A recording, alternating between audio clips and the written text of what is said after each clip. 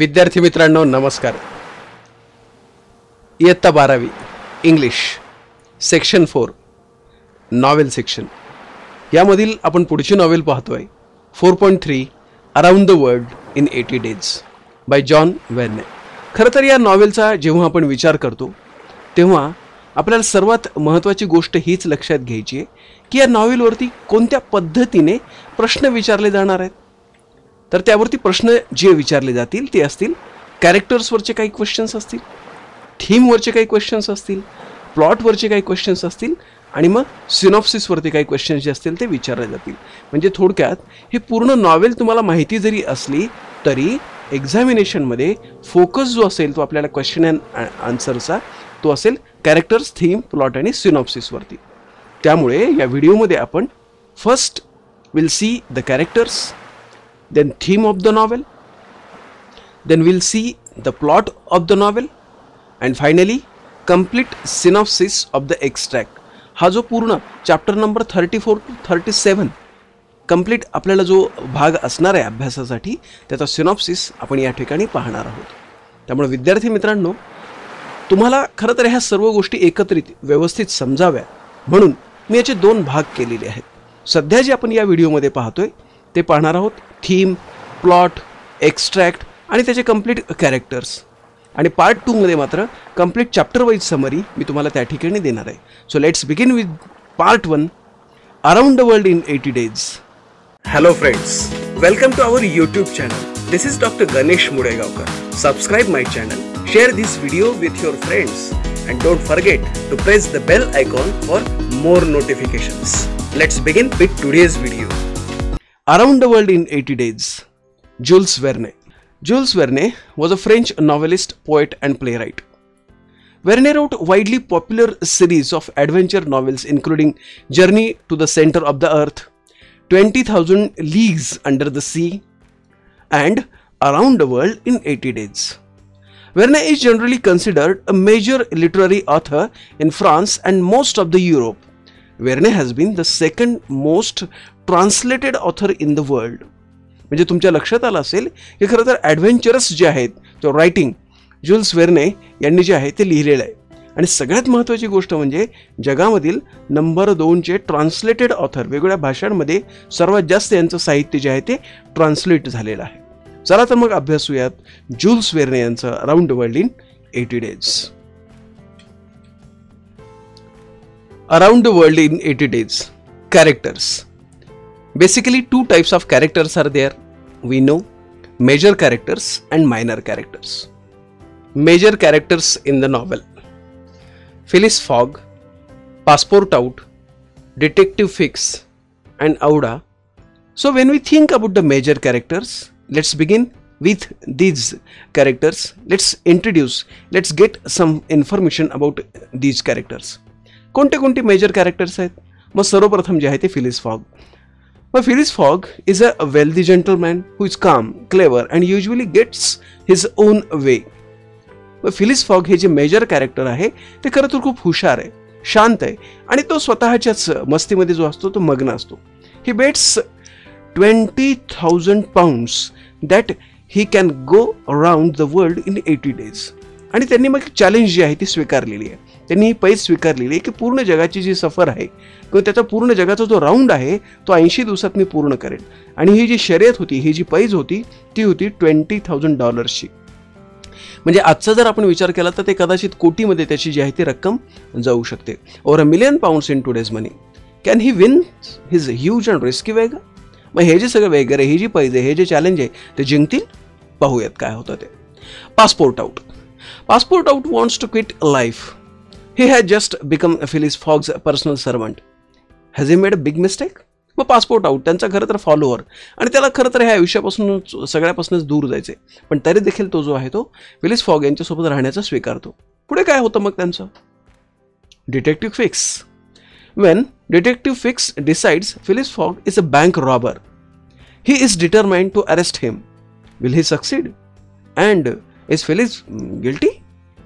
Detective fix यांना असं वाटतं की एक मोठी बँक रॉबरी झालेली आहे आणि त्या बँक रॉबरीमधून फिलिस फॉग यांनी जे आहे ते पैसे जे आहे ते मिळवलेले आहेत किंवा त्यांनीच ती बँक रॉबरीमध्ये जी आहे ती खूप मोठी भूमिका निभावलेली आहे.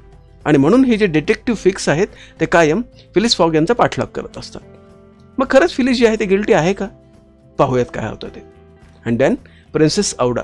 Princess Aouda is intelligent and beautiful. Can Phileas Fogg and his companions rescue her before she suffers a terrible fate? मग प्रिन्सेस औडा यांची एक स्वतःची वेगळी स्टोरी आहे. त्यांच्या आयुष्यामध्ये सुद्धा एक वेगळं काहीतरी घडतंय आणि त्यांना पण कुठल्या तरी गोष्टींना सामोरं जावं लागणार आहे. मग हे सगळं करत असताना फिलिस फॉग त्यांना कशा पद्धतीने मदत करतात, पुढे याचा शेवट कसा होतो हे पण पाहणं गरजेचं आहे. आणि यासोबतच the Indian guide, sir Francis Cromarty and captain Speedy हे काही मायनर कॅरेक्टर्स यातले महत्त्वाचे आहेत. Around the world in 80 days, theme of the novel. The novel is full of adventure and the excitement which the readers come across and enjoy from the beginning to the end. Phileas Fogg, the major character in the novel, accepts the challenge to go around the world in 80 days, and in accomplishing this feat, he goes through various lands and meets with diverse adventures. म्हणजेच आपण जेव्हा या नॉवेलचा विचार करतो तेव्हा एक adventurous excitement असणारी जी आहे ती ही नॉवेल आहे. आणि याच्यामधून सुरुवातीपासून शेवटपर्यंत वेगवेगळ्या पद्धतीने तुम्ही हा जो पूर्ण प्रवास आहात तो एन्जॉय करता. मग फिलिस फॉग हे जे आहे ते मेजर कॅरेक्टर आहे आणि हे काय करतं की 80 दिवसामध्ये संपूर्ण जगाची भ्रमंती पूर्ण करण्याचं चॅलेंज ॲक्सेप्ट करतं. आणि तिथून पुढे मग तो जो प्रवास सुरू होतो तो खूप ॲडव्हेंचरस असतो. आणि 80 दिवसांमध्ये संपूर्ण जग फिरणं म्हणजे वेगवेगळे देश, त्यांच्या संस्कृती आणि तिथं घडणाऱ्या सर्व गमती जमती घडामोडी आपल्यापर्यंत वेगळ्या पद्धतीने पोहोचतात. आणि हीच याची मेजर थीम आहे. Thus the novel proceeds at a fast pace and there is always some excitement resulting from the various encounters.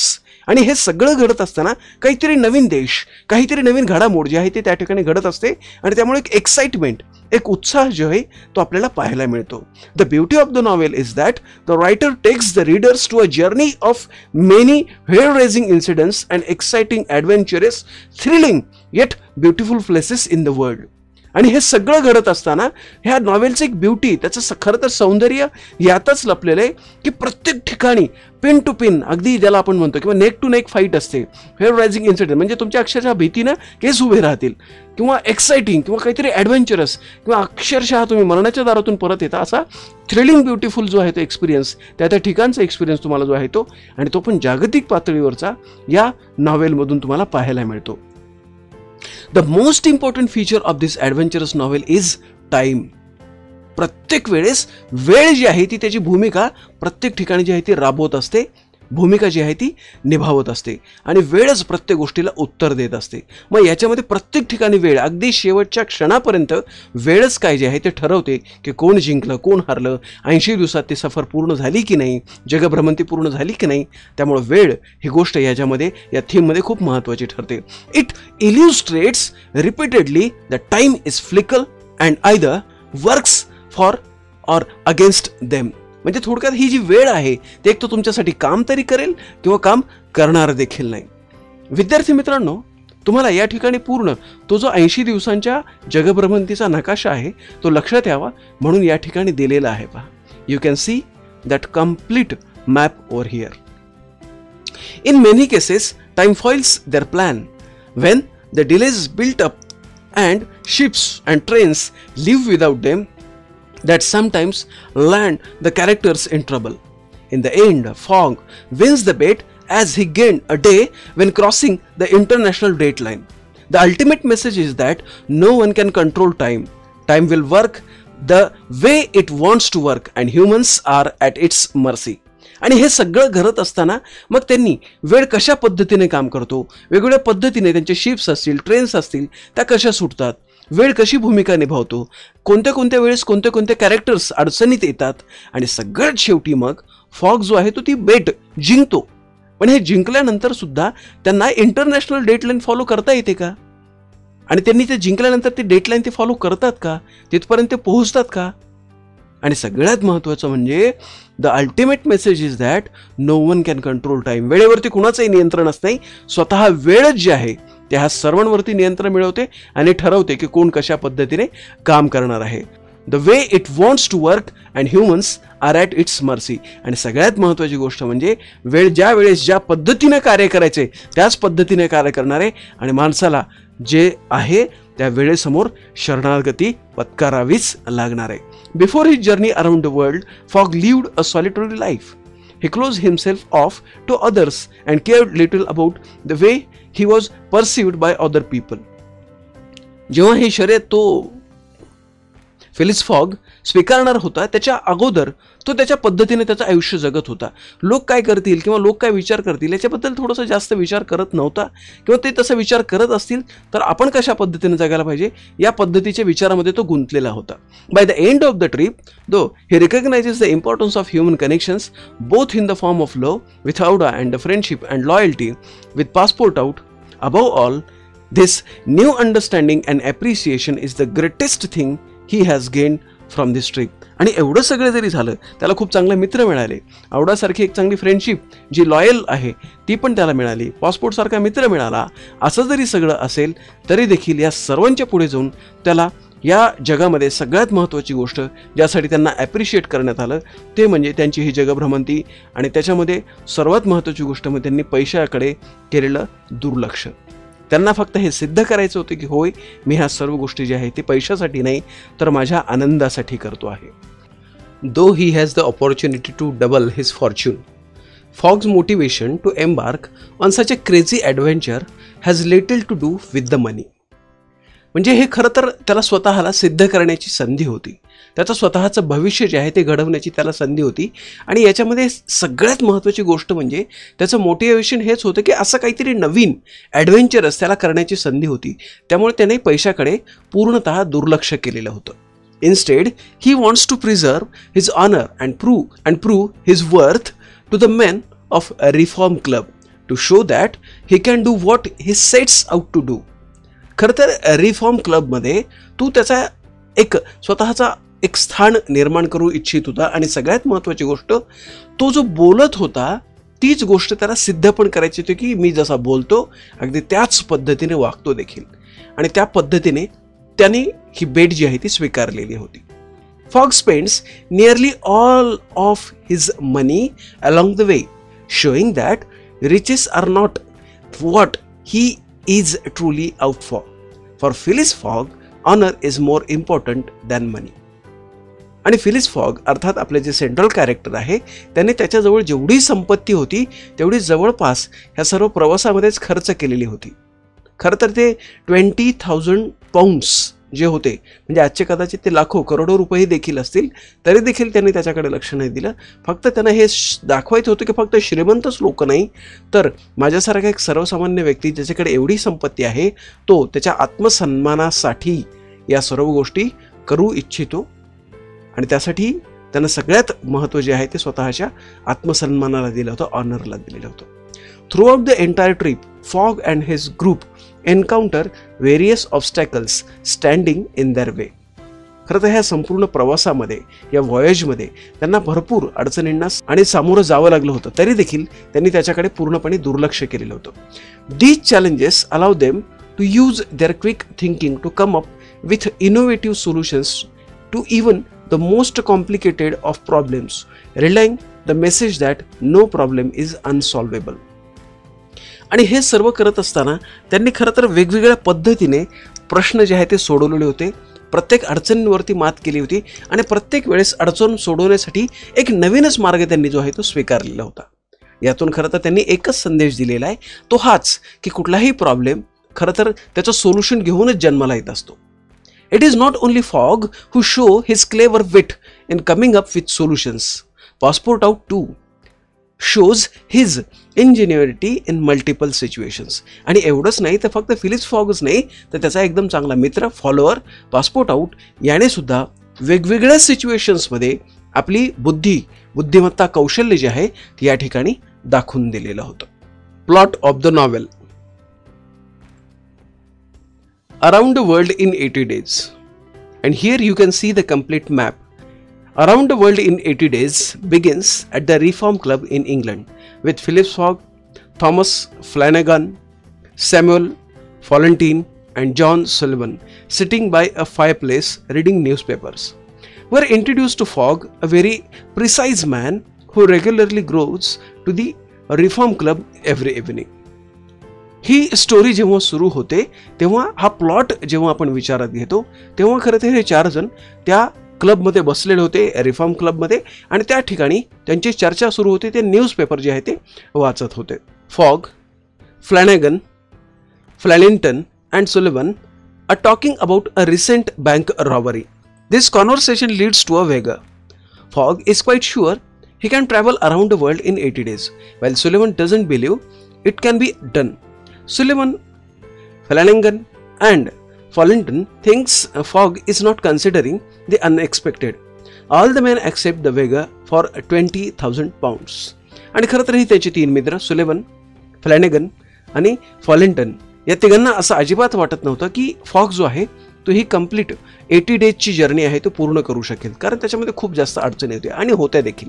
परंतु या रिफॉर्म क्लबमधल्या या लोकांनी असं ठरवलं की नाही, आपण जी आहे ती बेट, ही जी आहे ती शर्यत आपण लावूयात, आणि बरोबर मग हे शर्यत किंवा त्या शर्यतीचा विडा जो आहे तो कुणी उचललेला होता, तर तो उचललेला होता फिलिस फॉग याने. This is the beginning of the entire plot, and from then we see how Fogg goes around the world and we witness the amazing adventures that he has with his companions. The main plot is based on Fogg's travels, while other such plots merely support the central theme. Fix, the detective, follows Fogg all over. He believes that Fogg is the bank robber who has robbed a great sum from the Bank of England.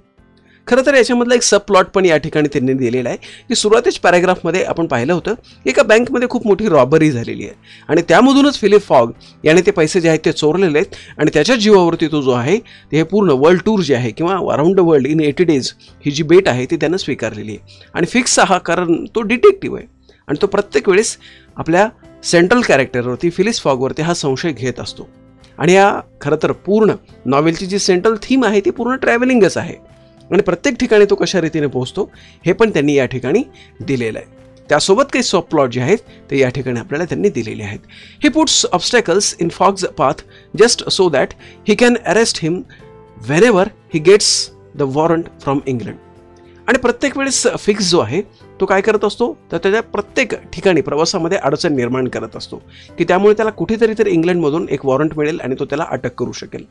The suspicion that fog might be a clever gentleman robber is the sub theme of the book and the author makes the reader also suspicious. आणि हे सर्व करत असताना खरं तर रायटरने या पद्धतीने novel लिहिली की कधीतरी कुठल्या तरी एका क्षणी तुम्हाला असं वाटून जातं की कदाचित काही सांगता येत नाही फिलिस फॉग याने सुद्धा ही बँक जी आहे ती लुटली असेल. Passport out too wonders whether his master might be a robber through in his heart he has ample trust in Fogg's integrity.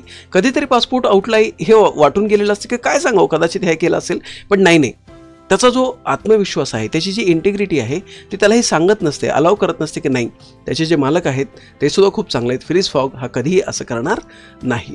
The plot moves ahead with Fogg's starving through various obstacles to reach London in time. आणि हे सगळं करत असताना जी central theme आहे तो जो central plot आहे तो हेच सांगत असतो की नाही कितीही जरी अडचणी आल्या तरी बरोबर त्या 80 दिवसांमध्ये तो हा प्रवास जो आहे तो पूर्ण करणारच आहे. He goes through Brindisi, Suez, Bombay, Kolkata, हाँगकाँग, Yokohama, San Francisco, New York and finally Liverpool. या पद्धतीने तो त्याची जी जर्नी आहे 80 डेजची ती कंप्लीट करतो. Fix arrest fog at Liverpool and his delays fog a bit. He thinks that he has missed the deadline and hasn't reached London in time, when in reality he reaches a full day earlier. Thus Fogg wins the Vega and in the course of his travels finds himself a worthy, charming, beautiful wife too. आणि हे सगळं झाल्यानंतर लिव्हरपूलमध्ये खरं तर fog जो आहे तो अटक केला जातो. फिक्स त्यामध्ये थोड्याफार प्रमाणात यशस्वी होतो आणि त्यामुळे त्याला असं वाटतं की आपली जी डेडलाईन आहे ती आपण मिस केली आहे, आपण खरं तर वेळेत पोहोचू शकलेलो नाही आहेत आणि त्यामुळे आपण ही जी शर्यत जी आहे ती आपण हारलेली आहे. आणि म्हणून तो कसा तरी आपला त्या रिफॉर्म क्लबमध्ये भेट द्यायला जातो. पण नंतर असं कळतं की नाही खरं तर तो वेळेच्या आत म्हणजे 1 दिवस अगोदर 24 तास अगोदर त्या ठिकाणी पोहोचलेला आहे आणि बरोबर काही वेळ शिल्लक असतानाच तो त्या क्लबमध्ये जातो आणि सगळेजण त्याचं स्वागत करतात. म्हणजे थोडक्यात काय, जसे की याची सेंट्रल थीम टाईम आहे प्रत्येक वेळेस वेळ आपली भूमिका जी आहे ती अत्यंत योग्य वेळेनुसारच निभावत असते आणि तीच वेळ या ठिकाणी जी आहे ती फॉगच्या बाजूने असते आणि फॉग जो आहे तो ते प्राईज 20,000 पाऊंड्सचं तो जिंकतो आणि या सर्व प्रवासामध्ये त्याला त्याची सहचारिणी जी आहे ती देखील मिळते, Aouda the princess. Synopsis of the extract.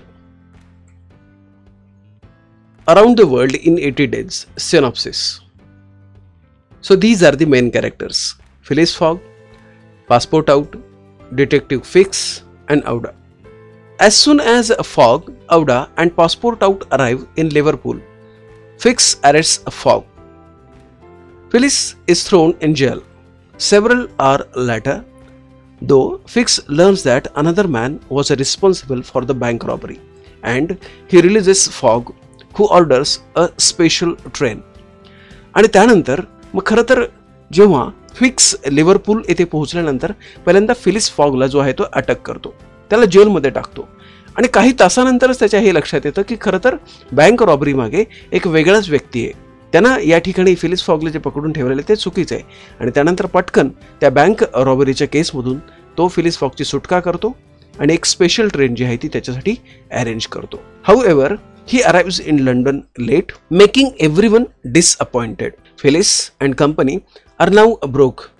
The deadline for the bet has passed and there is nothing to do but go home and pout. आणि हे सगळं झाल्यानंतर त्यांची एक गोष्ट लक्षात येते आणि फिलिस आणि त्याची जी पूर्ण कंपनी यांची एक गोष्ट लक्षात येते की आपण जी बेट आहे ते हारलेलो आहोत, आपण वेळेत पोहोचू शकलो नाही, त्यामुळे आता हे बेट हारलेली आहेत, आपल्या आपल्या घरी जाऊ आणि शांत बसूयात आपण. Phileas locks himself in his room and, for the first time, allows himself to be seriously depressed. आणि ह्या सर्व वातावरणामुळे तो स्वतःला लॉक करून घेतो आणि अत्यंत सिरियसली पहिल्यांदा तो खरं तर डिप्रेस होतो. Aouda and Passepartout are so worried that they too can't eat or sleep. आणि ह्या सर्वच गोष्टींमुळे औडा असेल, पासपोर्ट आउट असेल, हे सुद्धा जे आहे ते खूप चिंतेमध्ये असतात. ते खरं तर शांतपणे झोपू पण शकत नाहीत, जेवण पण करू शकत नाहीत. The following evening Fogg apologises to Aouda for unable to provide for her comfort as a result of losing the bet. आणि त्यानंतर तो औडाची सॉरी म्हणतो, माफी मागतो की खरं तर मी ज्या पद्धतीने तुला प्रॉमिस केलेलं होतं, जे कम्फर्ट मी तुला देऊ इच्छित होतो, ते खरं तर ही शर्यत हरल्यामुळे मी ते पूर्ण करू शकत नाही. She in turn proposes marriage to him and he joyfully agrees. आणि असं सगळं झाल्यानंतर सुद्धा ती त्याला लग्नासाठी प्रपोज करते आणि तो त्या लग्नाला हो म्हणतो. Passepartout is sent to engage a clergyman. He runs off to get reverend to marry Fogg and Aouda the next day which they all think is Monday. आणि त्यानंतर मग एक क्लर्जीमॅन आणि त्यानंतर रेव्हरंड यांना लग्नासाठी जे आहे ते बोलवण्यासाठी पाठवतात. पासपोर्ट आउटकडे ही जबाबदारी दिली जाते आणि फॉग आणि औडा यांचं दुसऱ्या दिवशी म्हणजे मंडेला त्यांनी लग्न अरेंज करायचं ठरवलेलं असतं. While running to grab the nearest preacher to marry Phileas and Aouda, Passepartout finds out that it's actually Sunday not Monday like the group has been thinking. आणि सगळेजण जसा विचार करत असतात की आज खरं तर जो आहे तो संडे नाही आहे तर मंडे आहे आणि आपण सगळेजण जे आहे ते आता आपण जाऊयात. आणि सगळा ग्रुप पण हाच विचार करत असतो की नाही, हा जो आहे तो संडे नाही तर मंडे. आणि मग त्याच्यानंतर त्यांच्या असं लक्षात येतं की अरे बापरे, आपण खरं तर या ठिकाणी एक दिवस अगोदर आलेलो होतो. And by travelling eastward around the world, Phileas Fogg, master calculator and obsessive organiser, has forgotten the time has gained by journeying through all those time zones. आणि ह्या सर्व टाईम झोन्समध्ये त्या कॅल्क्युलेटर आणि ह्या सर्व ऑर्गनायझिंग टीममध्ये हे विसरून जातात की त्यांनी टाईम जो आहे तो खरं तर गेन केलेला, कमावलेला आहे, वेळेत खरं तर किंवा वेळेच्या अगोदर ते या ठिकाणी पोहोचलेले आहेत. He learns that their journey through the time zones had gain them a day and they are not at all late. Passepartout races home, grabs Phileas by the collar, shows him to a cab and deposits him at the club. आणि हे सगळं त्याच्या लक्षात आल्यानंतर passport out पळतच घरी येतो, पटकन जो आहे तो फिलिस फॉगला घेतो आणि त्या क्लबमध्ये तो जो आहे तो घेऊन जातो. Phileas presents himself with minutes to spare and effectively wins the bet. आणि काही मिनिट शिल्लक असतानाच फिलिस बरोबर त्या ठिकाणी पोहोचतो, कारण तो संडे असतो. He riches once more but more important as he says to himself, he has won the heart of charming woman. आणि हे सगळं करत असताना त्यानं वेळेवरती विजय मिळवला की नाही हे मला माहीत नाही, परंतु त्याच्या आयुष्यामध्ये एक सुंदर स्त्री जी आलेली होती आणि त्यामुळे त्याचं जीवन जे आहे ते खरं तर खऱ्या अर्थानं सुखी होणार होतं. आणि जसा तो त्याच्या वेळेच्या बाबतीत सर्वांसमोर सिद्ध झालेला होता, तसंच वेळेनं सुद्धा त्याला स्वतःला सिद्ध करण्यासाठी या ठिकाणी संधी दिलेली होती, कारण तो 24 तास अगोदर वेळेवरती विजय म्हणून या ठिकाणी पोहोचलेला होता. So this is what the synopsis of the novel around the world in 80 days. विद्यार्थी मित्रांनो, around the world in 80 days या नॉवेलचे खरं तर मी 2 पार्ट केलेले आहेत, पार्ट 1 आणि पार्ट 2. यातील पार्ट 1 मध्ये मी तुम्हाला major characters, minor characters, theme of the novel, plot of the novel, synopsis of the extract या सर्व गोष्टी या ठिकाणी एक्सप्लेन केलेल्या आहेत. तर पार्ट 2 मध्ये मी तुम्हाला जे आहे ते एक्सप्लेन करणार आहे यातील चॅप्टर नंबर 34, 35, 36 आणि 37 म्हणजे लास्ट 4 चॅप्टर्स जे आहेत ते आपल्याला अभ्यासणं गरजेचं आहे. आणि त्यावरती सुद्धा काही क्वेश्चन्स आपल्याला आपल्या क्वेश्चन पेपरमध्ये विचारलेले जाणार आहेत. म्हणजे या अगोदर कॅरेक्टर्सवरती, प्लॉटवरती, सिनॉप्सिसवरती आणि थीमवरती क्वेश्चन तर विचारणार आहेतच, परंतु त्यासोबतच चॅप्टर्स अँड देअर समरीवरती पण काही क्वेश्चन्स असणार आहेत. आणि म्हणून पार्ट 2 मध्ये तुम्हाला ते पण त्या ठिकाणी अभ्यासाला मिळणार आहे. विद्यार्थी मित्रांनो, जसं की तुम्हाला कल्पना आहेच की इयत्ता 11वी आणि 12वीच्या महाराष्ट्र स्टेट बोर्ड इंग्लिश सिलेबसचे सर्वच व्हिडिओ मी तुम्हाला या ठिकाणी तयार करून आपल्या यूट्यूब चॅनलवरती देत आहे. तुम्हाला जर हे व्हिडिओज आवडले असतील तर तुमच्या मित्रांपर्यंत नक्की शेअर करा. तुम्ही जर अजूनही माझं चॅनल सबस्क्राईब केलं नसेल, so please subscribe my channel and don't forget to comment and like the videos. Thank you so much my friends.